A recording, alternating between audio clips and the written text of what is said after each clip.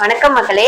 Today ஸ்ரீஸ்பிஸ் கிச்சன்ல என்ன tips சொல்ல போறேன் அப்படின்னா, நமக்கு வந்து அடிக்கடி இடுப்பு வலி வருது, கை கால் வலி வருது, மூட்டு வலி வருது, சர்க்கரை, பாத எரிச்சல், உடல் சோர்வு, தைராய்டு, இந்த மாதிரி ப்ராப்ளத்துக்குலாம் ஒரே ஒரு கஷாயம் மட்டும் நான் சொல்றேன். அதை மட்டும் ரெகுலரா ஃபாலோ பண்ணிக்கிங்க. அது என்ன கஷாயம் அப்படின்னா, சீரகம், மிளகு, பட்டை, கிராம்பு, சோம்பு, கொத்தமல்லி, இந்த ஆறையும் வந்து ஒவ்வொரு டீஸ்பூன் எடுத்து நைட்டு தூங்குறதுக்கு முன்னாடி ஒரு டம்ளர் தண்ணி நல்லா கொதிக்க வச்சு நல்லா மூடி வச்சுட்டு போயிருங்க. காலையில எந்திரிச்சு நல்லா அதுல இருக்கிற எசன்ஸ் எல்லாம் இறங்கிடும்.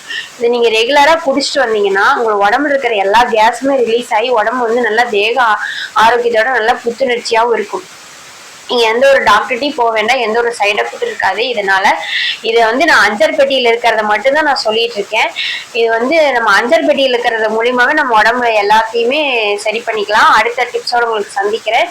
நன்றி, வணக்கம், பாய். எங்க சேனல் பிடிச்சிருந்தா லைக் பண்ணுங்க.